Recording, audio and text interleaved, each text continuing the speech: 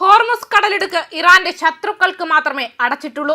നിലവിൽ സംഘർഷങ്ങൾ വർദ്ധിച്ചു വരുന്ന സാഹചര്യത്തിലാണ് ഇത്തരത്തിലൊരു പ്രസ്താവനയുമായി ഇറാന്റെ പ്രതിനിധി രംഗത്തെത്തിയിരിക്കുന്നത്.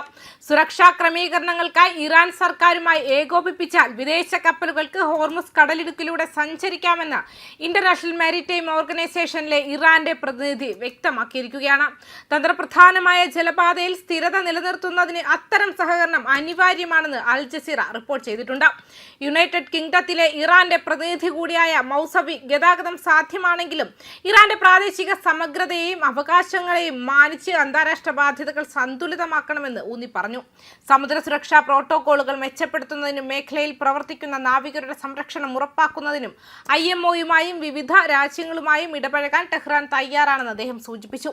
എന്നിരുന്നാലും ഏതൊക്കെ രാജ്യങ്ങൾക്ക് കടന്നുപോകാൻ അനുമതി നൽകുമെന്ന കാര്യത്തിൽ ദൂതൻ വ്യക്തമായ വ്യത്യാസം കാണിച്ചിട്ടുണ്ട്. ഹോർമുസ് കടലിടുക്ക് ഇറാന്റെ ശത്രുക്കൾക്ക് മാത്രമേ അടച്ചിട്ടുള്ളൂ എന്ന് മൗസവി വാദിച്ചു. നിലവിലെ സമുദ്ര സംഘർഷത്തിന്റെ പ്രാഥമിക കാരണം പ്രാദേശിക സംഘർഷങ്ങളാണെന്ന് അദ്ദേഹം ചൂണ്ടിക്കാട്ടി.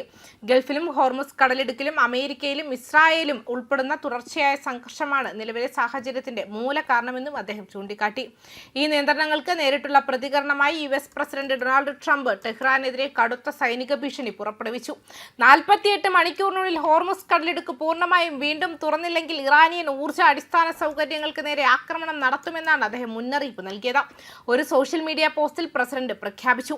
ഈ കൃത്യം സമയം മുതൽ 48 മണിക്കൂറിനുള്ളിൽ ഇറാൻ ഹോർമുസ് കടലിടുക്ക് പൂർണ്ണമായും തുറന്നു കൊടുക്കില്ലെങ്കിൽ അമേരിക്ക അവരുടെ വിവിധ വൈദ്യുത നിലയങ്ങൾ ആക്രമിച്ചില്ലാതാക്കും. ആദ്യം ഏറ്റവും വലിയതിൽ നിന്നും ആരംഭിക്കും. ഈ വിഷയത്തിൽ നിങ്ങൾ ശ്രദ്ധ ചെലുത്തിയതിന് നന്ദി. ഈ മാസം ആഗോള എണ്ണവിലയിലുണ്ടായി കുത്തനെയുള്ള വർധനവിനെ തുടർന്ന് ട്രംപ് ഭരണകൂടം ആഭ്യന്തരമായും അന്തർദേശീയമായും വർദ്ധിച്ചു വരുന്ന സമ്മർദ്ദം നേരിടുന്ന സാഹചര്യത്തിലാണ് ഈ അന്ത്യശാസനം. ലോകത്തിലെ എണ്ണയുടെയും വാതകത്തിന്റെയും ഏകദേശം 20% ഗതാഗത കേന്ദ്രമായി പ്രവർത്തിക്കുന്ന തന്ത്രപ്രധാനമായ ജലപാതയെ ഇറാൻ ഫലപ്രദമായി ഉപരോധിച്ചതാണ് ഈ സാമ്പത്തിക അസ്ഥിരതയ്ക്ക് പ്രധാന കാരണം. സംഘർഷം ആരംഭിച്ചതിനു ശേഷം മേഖലയിലെ ഊർജ്ജ സൗകര്യങ്ങൾക്ക് നേരെയുള്ള ആവർത്തിച്ചുള്ള ആക്രമണങ്ങളും കപ്പലുകൾ ലക്ഷ്യമിട്ടുള്ള ആക്രമണങ്ങളും സ്ഥിതി കൂടുതൽ സങ്കീർണമാക്കിയിട്ടുണ്ട്. സംഘർഷാവസ്ഥയിൽ ടെഹ്റാൻ കടുത്ത നിലപാട് സ്വീകരിച്ചു. USലോ ഇസ്രായേലിനോ അവരുടെ സഖ്യകക്ഷികൾക്കോ വേണ്ടിയുള്ള 1 ലിറ്റർ എണ്ണ പോലും കടലിടുക്കിലൂടെ സഞ്ചരിക്കാൻ അനുവദിക്കില്ലെന്ന് മുൻപ് മുന്നറിയിപ്പ് നൽകിയിരുന്നു. വാഷിംഗ്ടണിലെ അടിയന്തരാവസ്ഥയ്ക്ക് പുറമെ US പ്രതിരോധ ഇന്റലിജൻസ് ഏജൻസിയുടെ സമീപകാല ആഭ്യന്തര വിലയിരുത്തൽ സൂചിപ്പിക്കുന്നത് 1 മാസം മുതൽ 6 മാസം വരെ കടലിടുക്ക് അടച്ചിടാനുള്ള കഴിവ് ഇറാനുണ്ടെന്ന് CNN വൃത്തങ്ങൾ അറിയിച്ചു. പ്രസിഡന്റിന്റെ രൂക്ഷ വിമർശനങ്ങൾക്കിടയിലും ഇറാനിയൻ നയതന്ത്രജ്ഞർ മുൻപ് കൂടുതൽ സംയമനം പാലിക്കാൻ ശ്രമിച്ചിട്ടുണ്ട്.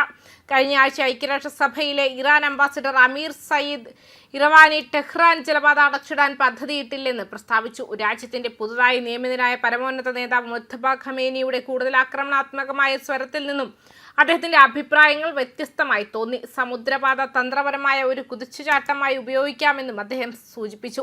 വ്യാഴാഴ്ച ഐക്യരാഷ്ട്രസഭയിൽ സംസാരിച്ച ഇറവാനി സുപ്രധാനമായ കപ്പൽപാത ഇറാൻ തടയില്ലെങ്കിലും സ്വന്തം സുരക്ഷ ഉറപ്പാക്കാനുള്ള അവകാശം രാജ്യത്തിനുണ്ടെന്ന് ആവർത്തിക്കുകയും ചെയ്തു.